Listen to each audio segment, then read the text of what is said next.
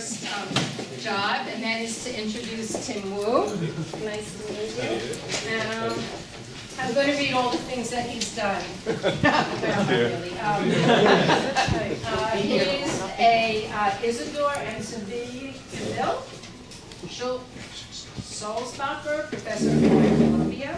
He's a former chair of Media Reform Group with Free Press. He's a contributor to New Yorker, and he coined the term net neutrality and is the foremost expert on the issue. But before I let him speak, as some of you know, I was a former school teacher, so I want to let Tim know about the audience that he's addressing. So, how many of you know nothing about net neutrality except maybe what the word neutral means? That's pretty good. That's pretty good. How many of you have a fairly good idea of the basics of net neutrality? Okay, and then the final question is, how many of you know the ins and outs of net neutrality and can discuss them later over a beer with Tim?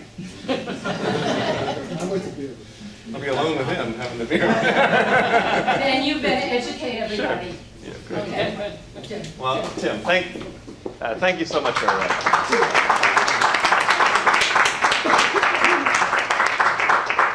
it is an honor and pleasure to be here at this distinguished club. I'm very happy to be invited and took the invitation right away. I want to thank you also. Some of you may know I ran for Lieutenant Governor this summer with Zephyr Teachout. And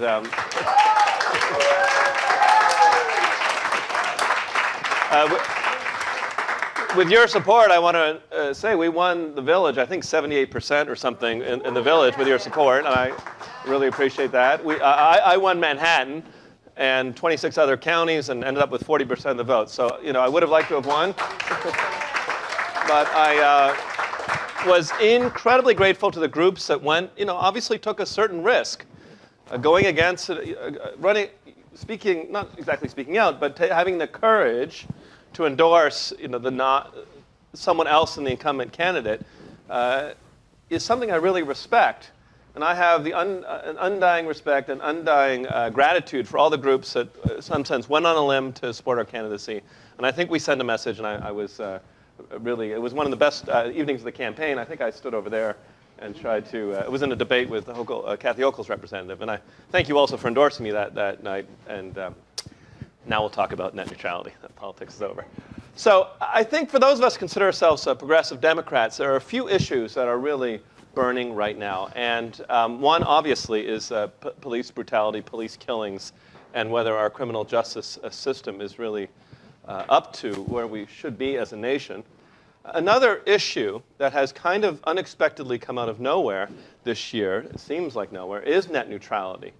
And I want to explain tonight where I think the issue came from, what deeper tensions it's tapping into. Because it is not just because, I mean, there are some people who care about net neutrality because they're, you know, internet natives and care deeply about it. I'm one of them. But it has tapped into much deeper currents, much deeper tensions in our society today, and I want to tell you some of what those are. And I want to describe where I think the issue is going and then take questions. So I'm going to spend probably about 15 or 20 minutes on this topic, and bear with me. So I'm going to go, first of all, back in history a little bit, because the origins of net neutrality are actually very deep. The United States is a country that has entrusted much of its basic infrastructure build-outs, whether that is the water system, well, the water system exception, whether that is the railroad lines traditionally, whether that is certain bridges, other things, and particularly the communications and transport system to private enterprise, to private companies. Other countries have always felt this needs to be done by government, done publicly. The American and actually English system has been to do this. And that has always led to a certain tension because when you think about things like drinking water, or roads, or communications, or transportation, or frankly banking or energy, or all these fields, they are areas where it's different than a normal business. There is more at stake in some of these essential industries than there is in the place where you buy your shoes. You know, if you don't have drinking water, or you can't get from place to place, or there's no hotel where you can stay, the economy can't function well, people's basic standard of living is affected. And so we have always had an issue of the public interest in certain essential infrastructure businesses. And I named some of them. And the traditional word for this is common carriage or utility industries. For much of the history of this country, communications has been handled by a few very large companies like the Bell system who have been in a partnership or a relationship with government. And the basic deal looked like this since about 1916, which is to say, on the one hand, this was the deal, AT&T, the Bell company, this will get back to net neutrality, you'll see. You get a monopoly. In exchange, we want you to do a number of things for the public. Some of the things that the Bell system agreed to do traditionally were to wire every home, universal service. Another thing, this is very closely tied to net neutrality, is they agreed to be non-discriminatory in carrying messages. They didn't listen, sometimes they listen, but they didn't examine. Sometimes they listen, but they didn't, they were forced to serve everybody. This is the basic idea, and carry whatever people wanted to say. They were common carriers. And they were required to offer just and reasonable rates, not to use their monopoly position to overcharge. So this was the basic public-private deal that exists in the United States from about 1912 until the 1980s. In the 1980s, that deal was changed. We began an era of competition, a lot of hope, a sense that maybe competition would provide, in some ways, better services, lower prices, and so forth. In the last couple decades, we have come to a system where we have some of the old features of the old system, big monopolies, centralized power, but none of the public restraints, none of the public duties. Net neutrality is one of the classic restrictions placed on giant communications monopolists. That is, you shall carry everything, carry all traffic without discrimination. And so when you get to the origins of where did net neutrality come from, it comes from this basic tension between the big phone companies and the big cable companies who came a bit later and the public. The first net neutrality rules, depending on how you date them, probably can be dated to the 1970s, where the Federal Communications Commission, the Justice Department, was worried that AT&T and the phone system would kill what was the very early internet because they didn't like it. They thought it might compete with them in ways they didn't like, and so forth. And so there was measures taken as early as the 60s and 70s to protect this new invention, this government project. Very important to remember the internet was built on government funding. It was originally a giant public works project funded entirely by government. Oh, sorry. Commercial interruption here. And so the earliest versions of net neutrality said, listen, there's this thing called the internet. When you carry it, just don't mess with things. Bring things from point A to point B. And that's all we want you to do. And that rule, some version of that rule, whether formal, informal, or some other thing, was in place until January of this very year, where it was struck down by a court of appeals in Washington, D.C., the latest version of this rule. And that is the vacuum in which the current uprising in support of net neutrality has occurred. Even to me, the amount of attention net neutrality has been a little bit surprising. I mean, I care about it because I've spent a lot of my career on it.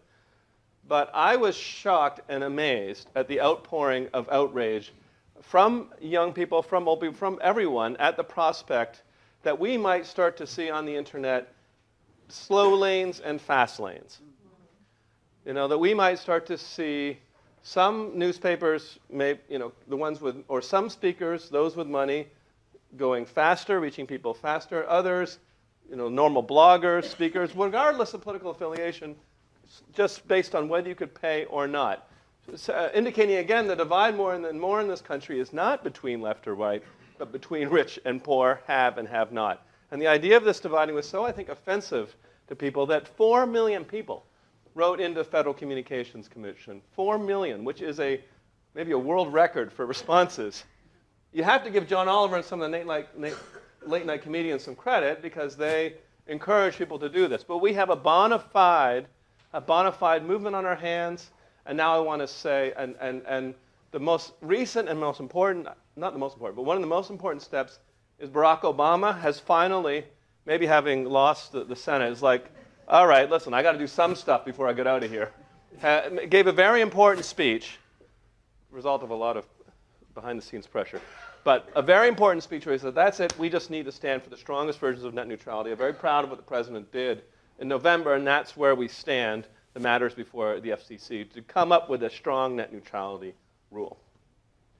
Now, and a rule that all it says, it's actually incredibly simple. It's just that same thing we've always said to the phone companies. In fact, it's relatively light. Just when people subscribe to the internet, they get to decide what they want to, what sites they want to go to.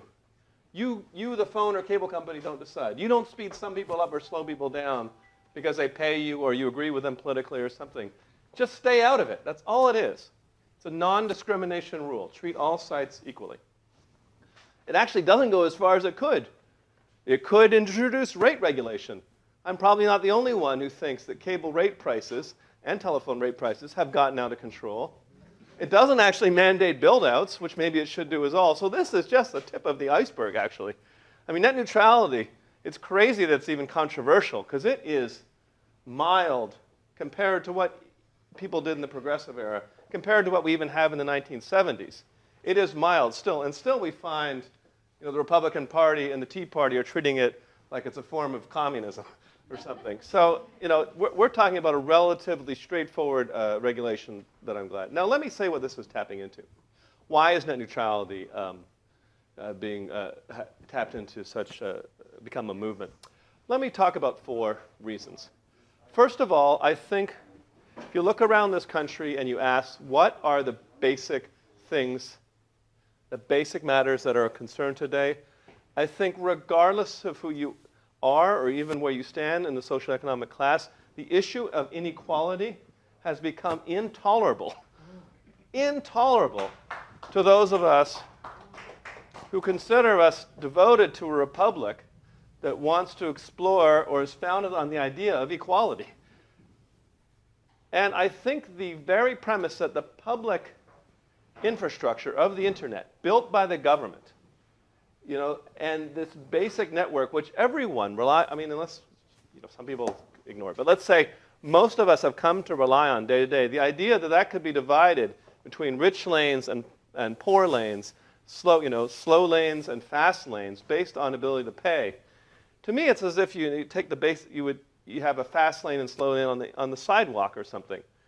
People have a craving for at least some of public space to remain equal to all of us. I mean, take something like Central Park. We have not, at least yet, got to the point where there's like a special door to get into Central Park if you're rich, and another door if you're poor.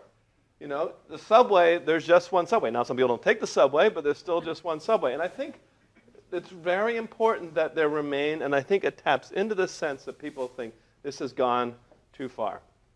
Number 2, I think there's a generation of people who have grown up on the internet as a symbol of freedom. One of my beliefs of this country has always had a frontier of one kind or another. That's not really my theory.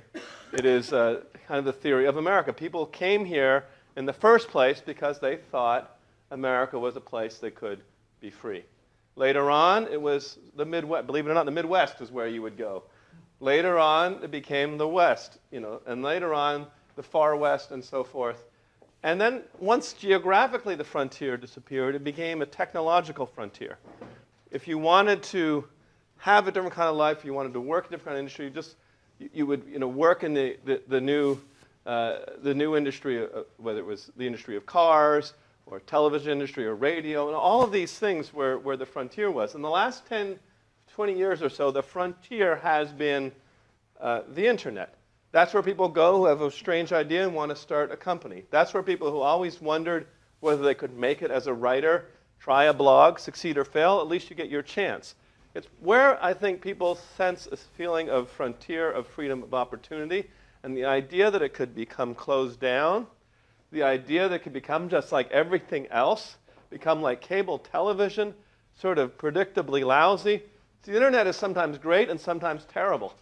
I mean, a lot of it is terrible. I'm not going to defend everything on the internet, but at least it is free, and at least it is a place that people feel they can front. So I think part of it is the reaction to that fear that the frontier will be closed down. The third thing that I think is being tapped into, linked somewhat to inequality, is also a growing suspicion about concentrated private power. We have lived through an era, and I'm an antitrust professor among other things, where the traditional controls on private power have all but disappeared. I had said to you earlier that we have some of the industrial structure of the early 20th century, but we no longer have the public-private trade-off. I mean, the old monopolists were monopolists, were sometimes abusive, but they had this sense of public duty. Today, companies like Comcast, companies like Verizon, AT&T, they have all the power and no sense of any duty other than to improve their quarterly earnings. No sense that they should owe anything at all to the public. And this is an intolerable situation. I think that the net neutrality issue is exacerbated by, for example, Comcast's effort to take over Time Warner Cable, which I'm involved in. In fact, I testified today at the public advocate's position. And a sense that, how did we let this happen, to have this internet, again, a government project, be hijacked by a few incredibly concentrated phone and cable companies who ultimately make a huge amount of money off of us, contribute nothing in particular other than the pipe, and stand in a position where they are the gatekeepers of what we see or hear. That, I think, strikes many people as intolerable. So these are the underlying issues, I think, that are really driving the net neutrality debate. And, it ignites, doesn't ignite I think there's a broader base of people who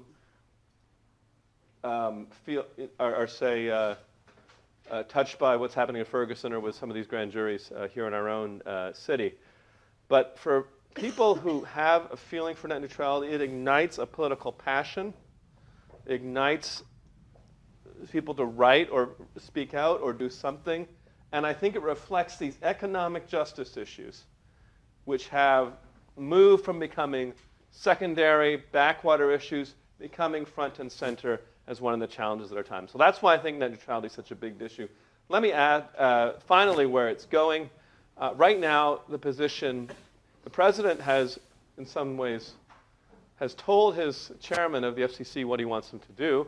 Chairman of the FCC is an independent official, and right now there's a lot of pressure on the chairman, both to block the Comcast merger and to come up with strong net neutrality rules based on the strongest possible legal jurisdiction that will last for a long time and not represent another cop-out to cable and telephone industry. So thank you very much for having me as speaker, and I am very honored to be here, and I'm looking forward to your questions. Thank you.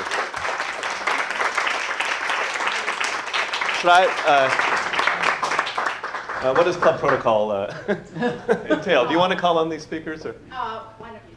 Okay, sure. Thank you, sir. I'd like to say that having the telephone companies and the cable TV companies basically control internet access is the same. It's almost the same as if buggy whip manufacturers controlled airlines, railroads, and car manufacturers and that type of thing. Right. So my question is, I believe that that's a good part of the problem.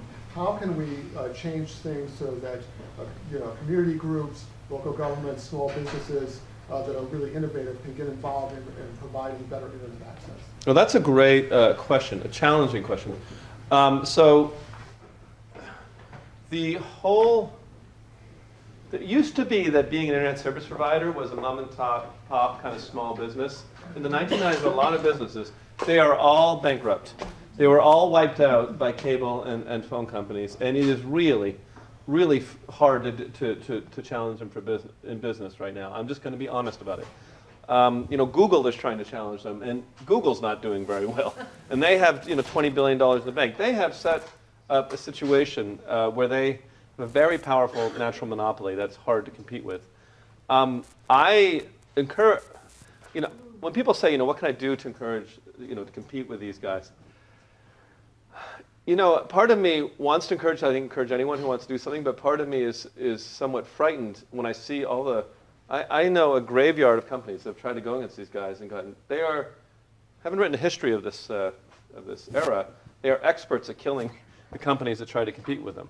The only thing you could do it is you need to have a government rule that says these lines are shared lines. And that is some, That was a trick question. yeah, because actually the way you need it is you have to structurally separate it, and that is a big project. Yeah, sure. I'm a longtime fighter and etc. And one of the things that I think is wrong with our current publicly controlled systems is that there's no oversight. Right. For example, when Federal Energy Regulation Commission rubber stamps things that are proposed by the big oil and gas companies and so on, it's the same thing in communications. I've been in touch lately with the Public Service Commission. Yes, good. Thank you. Yeah. I know. I'm with, yeah. What can we do? And the president saying that he's for net neutrality doesn't do it as long as there's no oversight of the FCC and so on. And the only way to fight him is to go to court, which is ludicrous. Do you know who has oversight of the FCC? This is the challenge. Congress. Congress is saying as soon as you pass a net neutrality rule, we're going to pass a bill reversing it. Right. Congress's oversight is moving them in the exact opposite direction. There were a time where there were some Republicans, this is progressive, like Teddy Roosevelt era, who are on the other side of this issue, and it is the opposite. The Republicans, their overseers are pushing them in the opposite direction. You mentioned the airline industry. I'm not too happy about the airline industry either. It's another industry I think is really getting away with way too much. Well, there's a lot of questions, so I'll I was wondering whether you're familiar with Naomi Klein's new book. I haven't read her new book. I know her. May I hand this Thank to you. Oh, great.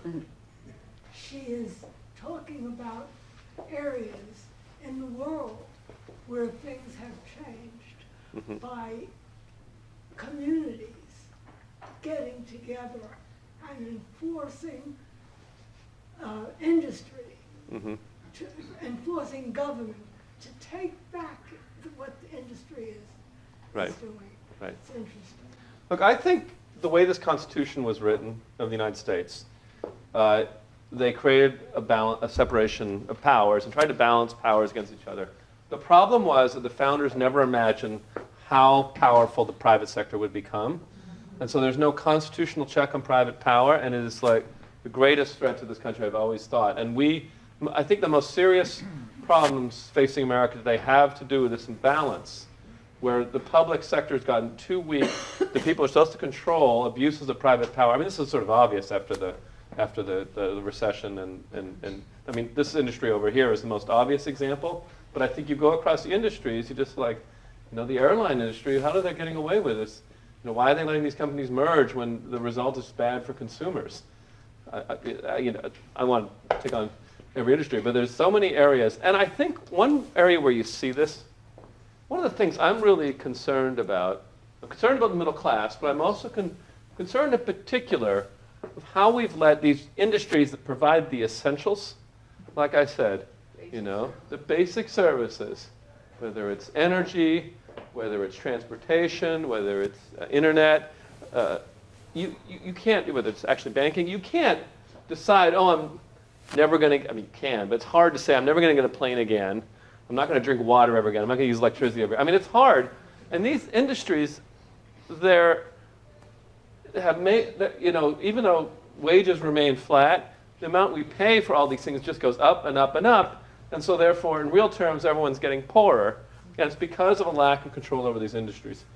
At some point, I know I'll take more of your questions, but you know, net neutrality in some ways is dealing with the discrimination problem, and I think it's valid, and I'm glad there's a movement. Some point, this goes back to your question, if we don't have competition, if there are just monopolies, even the most diehard right-wing economists would say a monopoly that is completely unregulated is bad for consumers, and at some point you have to control their prices. And I think that's where we may have to go. I mean, cable, I'm sorry to go on about this, but cable broadband costs less than $5 a month to provide. Who here is paying $5 for it? I've seen their books. It costs about, you know, per customer about less than $5. They charge, you know, usually between $60 to $80. They kind of limit. They don't even let it go full speed. It is a gold mine. It is a gold mine. The margins in that industry are 97, 99, and they keep raising the prices anyway because they get away with it. Because where's the competition? At best, there's two companies competing. So one guy raises 70, the other guy's 80. Now they just kind of go back and forth, and there's no oversight whatsoever on this. I mean, people look at it and be like, "Oh, I think that's the way the market works." All right, question in the back. Okay, two things. One, my understanding that as a common carrier, they enjoy immunity from the content that they carry. Yeah, that's right. And that, has anyone ever discussed removing that from them if they're not going to behave as a common carrier? And the second point, real quick, and you can discuss both, is back in the day when you had Rockefeller and Carnegie and stuff, those are individuals. Now you have Buffett and Gates talking about giving away most of their money. Mm-hmm. Aren't they the real power? I mean, who have a face, who have a humanity rather than the corporations that you mentioned? Yeah, that's a deep question. Let me talk about the first question. I think there is, and there is someone who said that, namely, which is, in particular, the telecom companies, the internet carriers, enjoy a blanket immunity to copyright infringement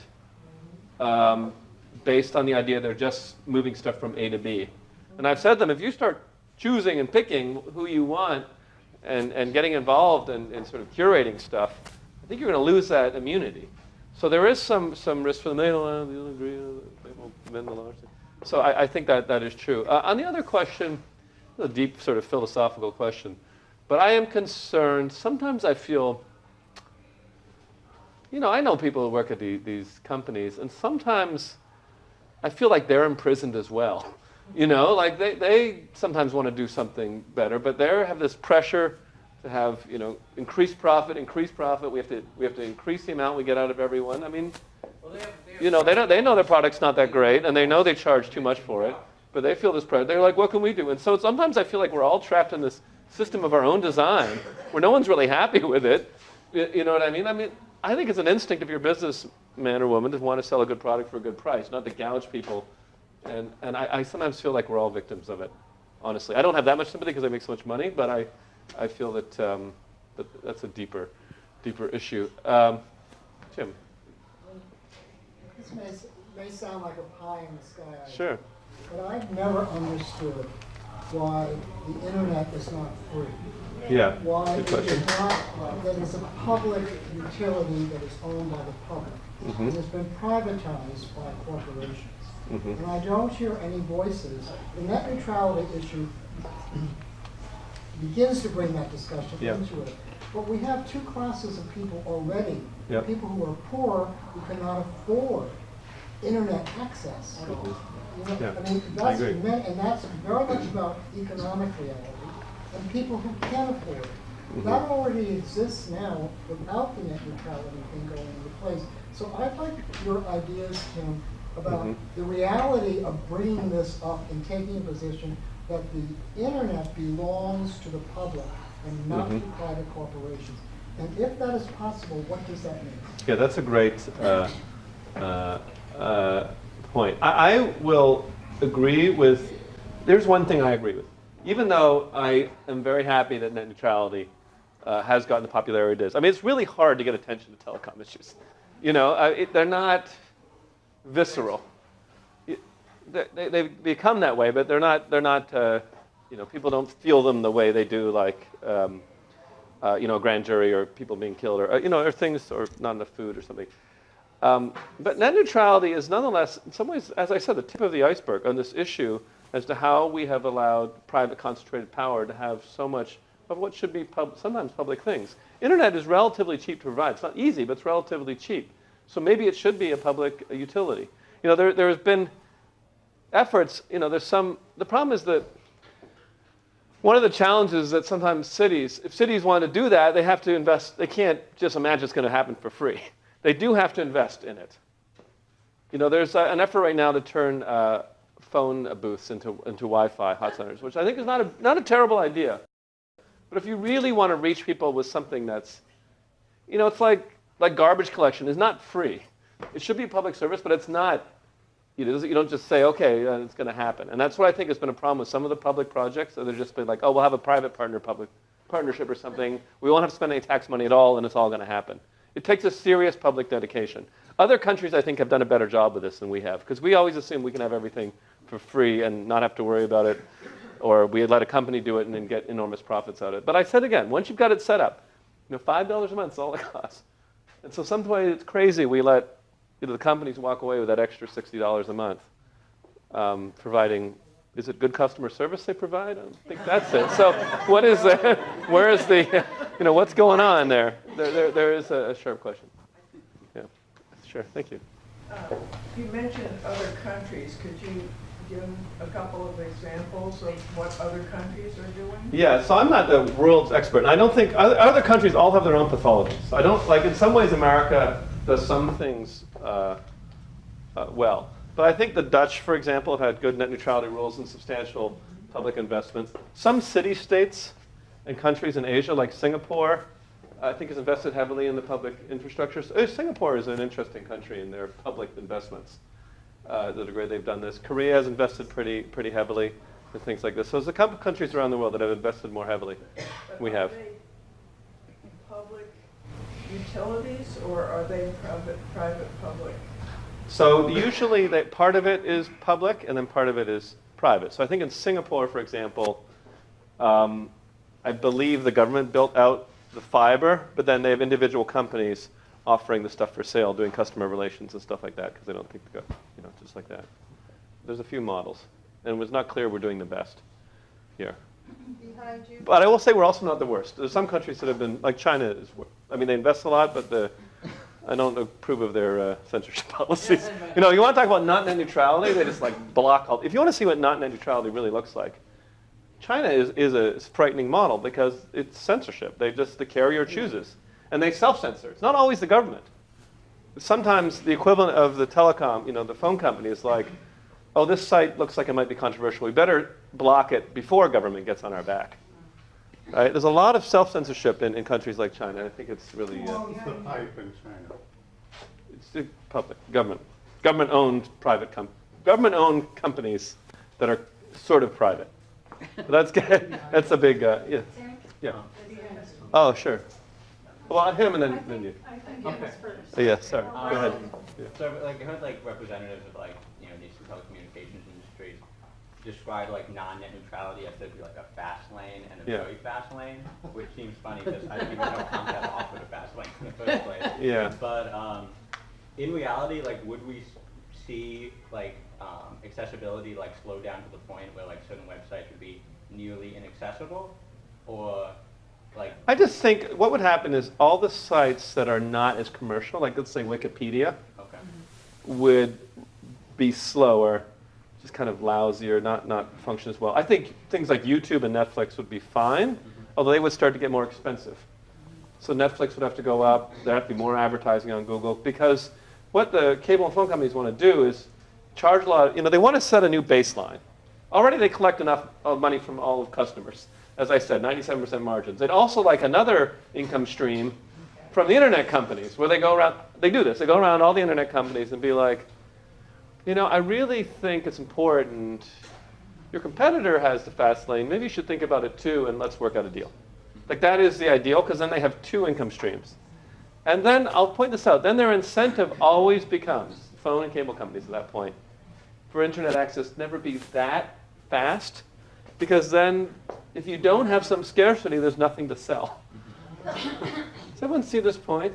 It's a little bit, it's a very subtle point. I think business models make a big difference. You know how on airplanes, airline industry also drives me crazy. Airlines have progressively made economy class less and less and less bearable because they want you to pay for this, pay for that, pay for this. And so you have a business model that where you sort of degrade your product slightly to pay people to upgrade. I'm worried that's what happens to the internet. It's kind of just like, oh, so can you fork it out or not? I think also disproportionately smaller nonprofit speakers get hurt. So like Wikipedia, bloggers, small newspapers, if you have a website, things like that. And people don't get hurt are the big commercial entities. Like, yes, I think that's how it goes. I'm just curious, what would happen to government websites, do you think? I think they would probably treat government websites fine, just in order to stay friends with them. That's what I mean. Let's stay fine. Why antagonize the government? That's what I think. You had a question, sure. Yeah, I've been hearing about certain places, like very rural places that can't get internet, and they've actually invested in free Wi-Fi. Yeah. You know about that, right? Yeah, there's been a lot of, yeah. Do you want me to talk about it? Yeah. Yeah, there's a mixed record. I think this goes a little bit back to some of the questions, and I think there's a real American spirit, which is like, if our service, which I respect, which is to say, if the big company's not going to deliver, why don't we do it ourselves? Why not just organize something ourselves like Wi-Fi? Some of the free Wi-Fi projects have been successful. A lot of them have not been successful. Even though they sound really great, it's because, as I said before, it requires some investment. The municipality, whoever it is, can't just wave a wand and say, okay, we have free Wi-Fi now. They have to, even your local coffee shop has to invest if they want to have a good free Wi-Fi service. So there's some amount of investment that's required. Did you talk to Seattle and what happened there? I don't know the full, I know about a lot of, Philadelphia had a project list, Toronto a lot of projects, and the technology wasn't always strong enough. The density of Wi-Fi you need in order to have this work is pretty intense, because Wi-Fi gets blocked by walls like this. These thick walls block it, so you have to actually get inside things. So it's a big public works project. And I think some of the efforts have just been, well, we can have a private contractor do it, be fine, or we don't have to worry, and it hasn't worked out as well as I might have hoped. We kind of need a universal service of our time. Remember I went back to the phone company and said, the deal was, okay, you get to be a monopolist. Those days they didn't mince any words. Today no one is a monopolist. Every market is competitive. I heard I was at a hearing today. Comcast representative said, cable is an incredibly competitive industry. There's no more competitive industry. And I was like, I was like, there it is. And I was like, oh, yeah, everything is a competitive industry, right? So many people don't have any choice but that. But the old days, if you were a monopolist, it meant there were some public duties, like you had to wire everybody, or even when you think about the old airline industry, they had to go to towns they might not want to go to because you need them, or the train, right? The train is run by government now, but they would go to everywhere. That was sort of the deal. And today we have half the deal. You get to be a monopolist. The public duty part is gone. And even the sense of noblesse oblige, almost like we should do this, we're making something, it's gone. It's like, so I think this is a serious problem in our time. I think, there's a lack of ethics even in the public spirit. He hasn't had a question yet. Tim, I want to thank you for your leadership on this important issue. Uh-huh.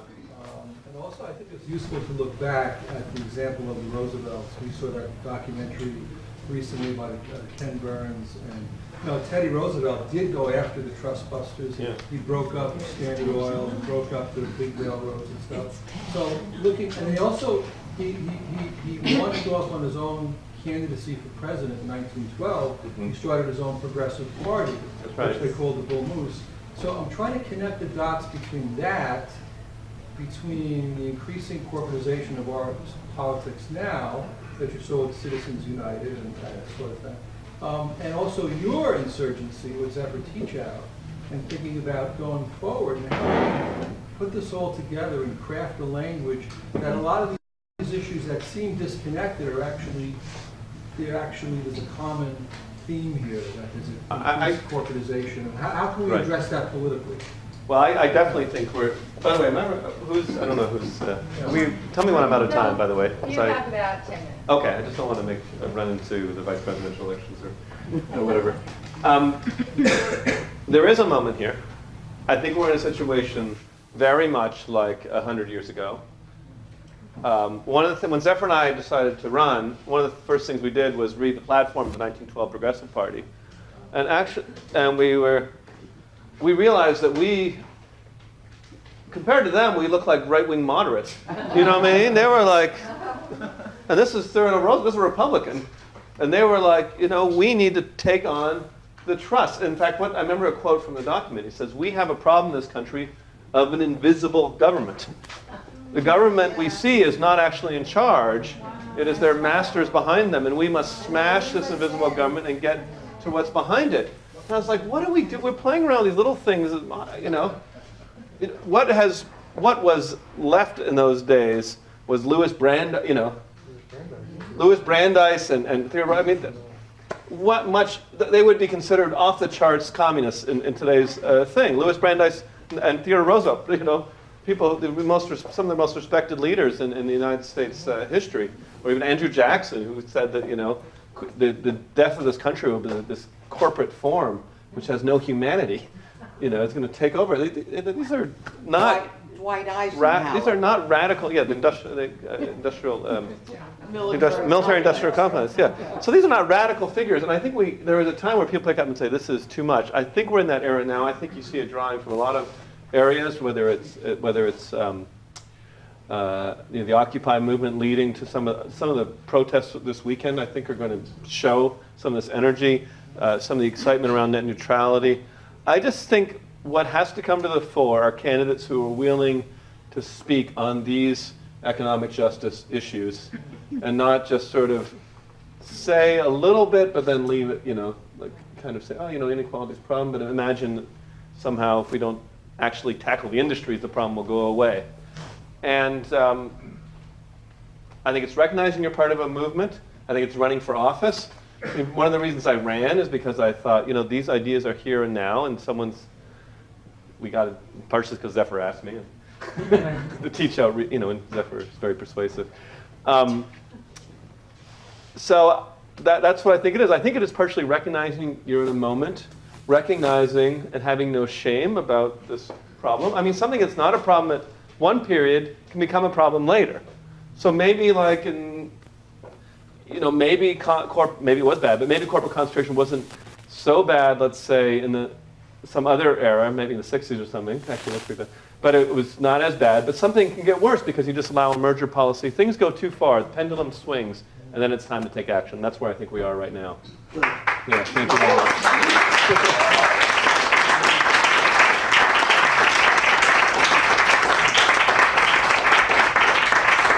All right, that's an addendum. Thank you. Thank you so much. Pleasure. Real pleasure. I hope you're not offended. I need to get my wife and baby are waiting for me, so I may not say anything. No, thank you so much. Thank you for your time. Thank you. It was terrific, really.